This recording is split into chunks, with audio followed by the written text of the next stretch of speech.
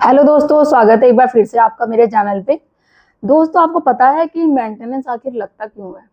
मैं तो बोलूंगी जो मेंटेनेंस लगता है ना आप पे, जो पत्नियां झूठे केसों में फंसाती है आपको और फिर मेंटेनेंस भी चाहती है कि आपसे ही पैसा लेके आपको केसों में फंसाया जाए, तो वो गलती सिर्फ आप लोगों की होती है। क्योंकि वो ऐसी गलती होगी आती है कि आप उस पर गौर नहीं करते हैं, उस पर ऑब्जेक्शन नहीं उठाते, सवाल नहीं उठाते हैं। इसी कारण अब वही होता है कि भाई कैसे उठाया जाए, पुलिस सुनेगी नहीं, कोर्ट सुनेगी नहीं, जज सुनेगा नहीं, तो हम चाह के भी कुछ नहीं कर सकते। तो ये जो मेंटालिटी आपने अपने दिमाग में कर रखी है ना, यही सबसे पहले आपको हटाना पड़ेगा। ऐसे में चार पांच आपको कारण बताऊंगी जिन वजह से आपका मेंटेनेंस लगता है। अगर आपने उस पर काम करना स्टार्ट कर दिया ना, तो फिर कोई नहीं मेंटेनेंस आपका लगा पाएगा। तो चैनल पे नए जुड़े आप मेरे, तो चैनल को लाइक करना, शेयर करना, सब्सक्राइब करना बिल्कुल ना भूलिए। साथ ही बेल आइकन दबा दीजिए ताकि आपको टाइम टाइम से मेरे वीडियो की नोटिफिकेशन सबसे पहले मिलती रहे। देखो दोस्तों, होता क्या, जब भी पत्नी झूठे केस में आरोप में आपको फंसा रही है, ये तो पता है कि झूठे आरोप है, बिन गलती के आप गुनाहगार, आप आरोपी साबित हो गए, और ऊपर से आपसे पैसे की डिमांड भी की जा रही है। वो सिर्फ किस लिए? अपनी डिमांड पूरी करने के लिए। आप उसके अकॉर्डिंग नहीं चल रहे। जैसे बोलते ना, पत्नियां चाहती है कि ससुराल वाले उसके अकॉर्डिंग चले, और पति चाहता है कि पत्नी उसके अकॉर्डिंग चले। तो यही दोनों आपसी रजामंदी जो होती है ना, आपस की लड़ाई, यही छोटी छोटी चीजों को लेकर इतना बड़ा हो जाता है कि वो कोर्ट में पहुंच जाती है। दोनों एक दूसरे पे केस लगाते हैं। ऐसे ऐसे वो एलिगेशन लगाना, पत्नी भी लगाएगी, पति भी लगाएगा। तो मामला बिगड़ता चला जाता है। जहाँ वो छोटी सी बात ही रिश्ता बच सकता था, आज वो इतना बड़ा उसने मोड़ ले लिया है कि दोनों एक दूसरे का चेहरा नहीं देखते हैं। ऐसा ही होता है ये। आपके साथ भी ऐसा ही होता होगा तो जरूर मुझे कमेंट में बताइएगा।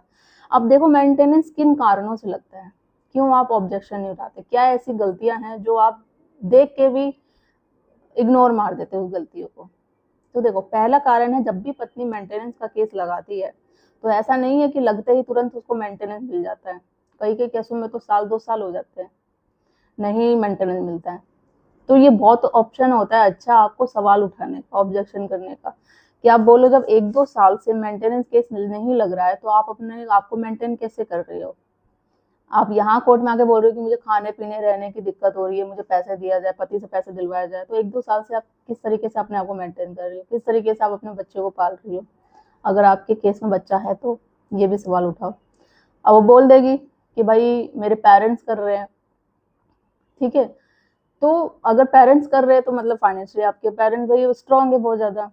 या फिर आपको डाउट है भाई आपकी वाइफ, सिंपल सी बात है, 1-2 साल से कर रही है, सारी चीजें है, तो वो जॉब तो करती होगी, बस वो कोर्ट में बात छुपा रही है कि वो जॉब नहीं करती है।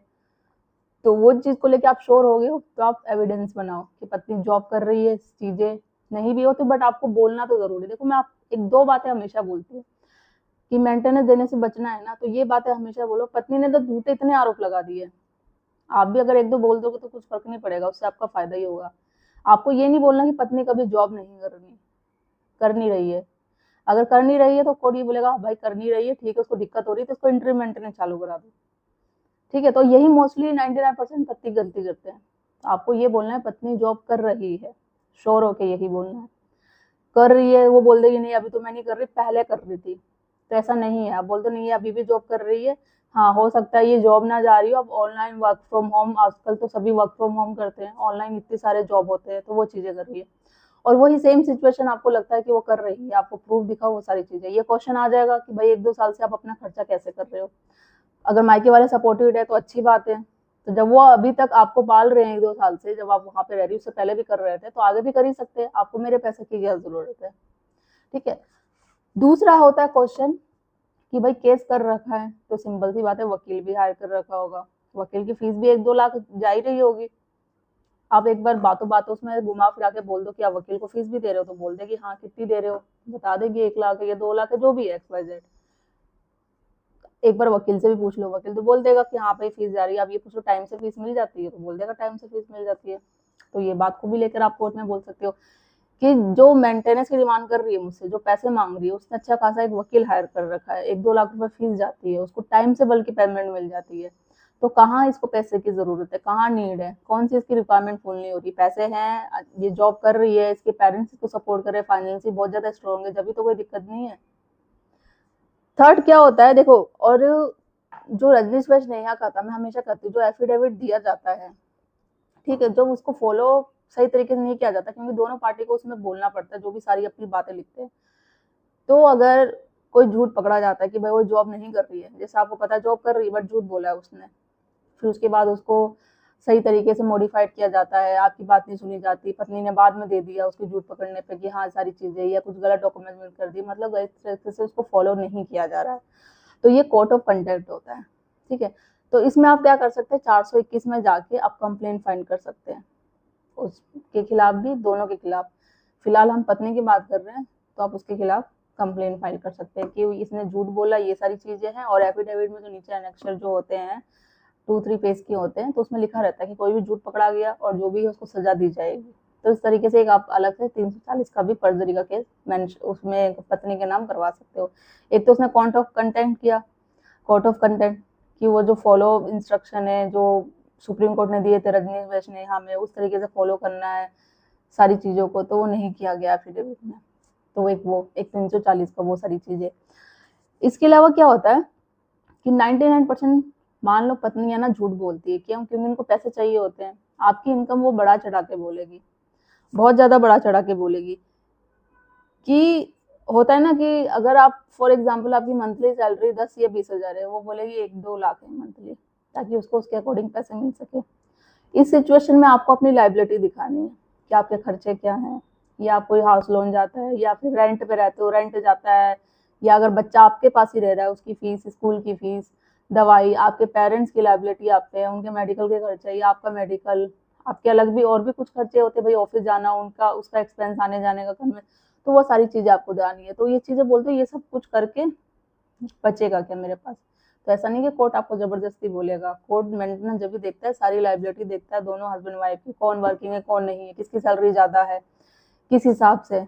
हस्बैंड जब इतना दे ही नहीं सकता तो किस हिसाब से, ये जबरदस्ती नहीं थोपा जाएगा। ये मेंटेनेंस का मतलब ये नहीं है कि पुरुषों को एक सजा दी जाएगी कि पत्नी ने लगा दिया मेंटेनेंस केस, तो मतलब उसको दिलवाना ही दिलवाना है, और पति को एक सजा के रूप में उसको सुना दिया जाएगा कि आपको देनी है पत्नी को, उसकी लाइबिलिटी उठानी है, उसका खर्चा उठाना है। मेरे पास से कुछ कमेंट आते हैं कि नहीं शादी करते हैं तो मतलब पत्नियां बोलती है कि पति की रिस्पॉन्सिबिलिटी होती है उसका खर्चा उठाना, जब खर्चा उठाता ही नहीं है, उसके माँ बाप खर्चा उठाएंगे पत्नी के, तो वो शादी करती क्यों है? एक सिंपल सी बात बता मुझे, क्या शादी आप खर्चा उठाने के लिए करते हो कि भाई पति आपका खर्चा उठाएगा? एक सिंपल सी लॉजिक सी बात है, अगर पत्नी ठीक है ना, तो पति को उसकी रिस्पॉन्सिबिलिटी पता है कि पत्नी को रखना क्या है, क्या उसकी नीड है, क्या उसकी रिक्वायरमेंट है, हर तरीके से वो खुश रखता है, सारी उसकी इच्छाएं पूरी करता है। जब पत्नी सही ही नहीं है, उस पर झूठा केसेस कर रही है, रोज लड़ाई झगड़ा कर रही है, उसको परेशान कर रही है, उसके पेरेंट को परेशान कर रही है, तो किस लिए उसका खर्चा उठाएगा? क्यों उसकी इच्छाएं पूरी करेगा? क्यों उसकी डिमांड पूरी करेगा? तो ये तो जनरल सी बात है ना।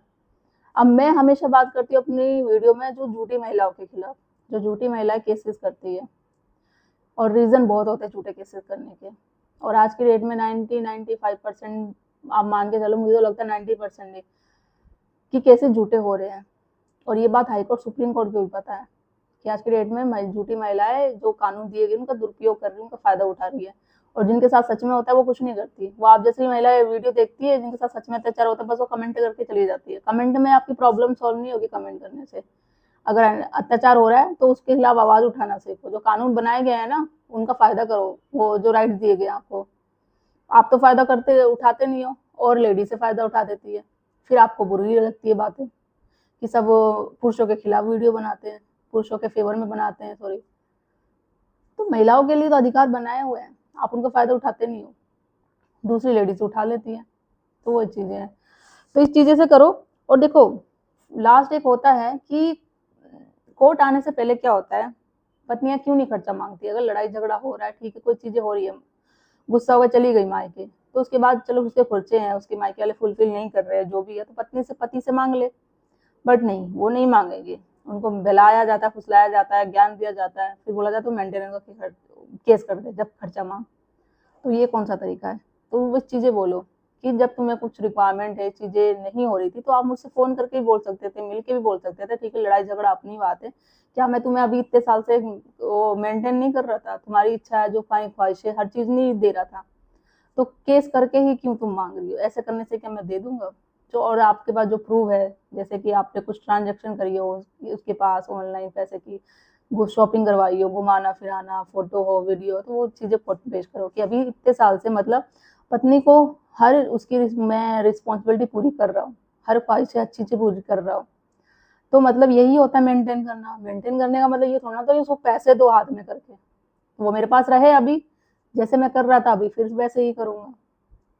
तो वो चीज़ें वो खुद नहीं रह रही है, कारण बताएगी नहीं, बिना कारण के गई है, सबूत उसके पास होगा नहीं जो वो आरोप लगा रही है, तो मेंटेनेंस वैसे ही ब्लॉक हो जाएगा। तो आपको मेंटेनेंस में ना ये ब्लॉक कराना है। और ये जो गलतियां हैं ना, यही मेन गलतियां है जो आप ध्यान नहीं देते हो, और ये बहुत बड़ी मोस्ट इंपॉर्टेंट गलतियां होती है। इस पर आप काम करोगे ना तो मेंटेनेंस लगने से कोई नहीं रोक पाएगा आपका, मेंटेनेंस ब्लॉक होगा ही होगा। तो आशा करती हूँ आपको वीडियो अच्छी लगी होगी, तो ज़्यादा से ज़्यादा उसको शेयर कर दीजिए, चैनल को सब्सक्राइब करना बिल्कुल मत भूलिए। जल्दी मिलती हूँ मैं कैसे इन्फॉर्मेटिव वीडियो के साथ, तब तक के लिए थैंक यू।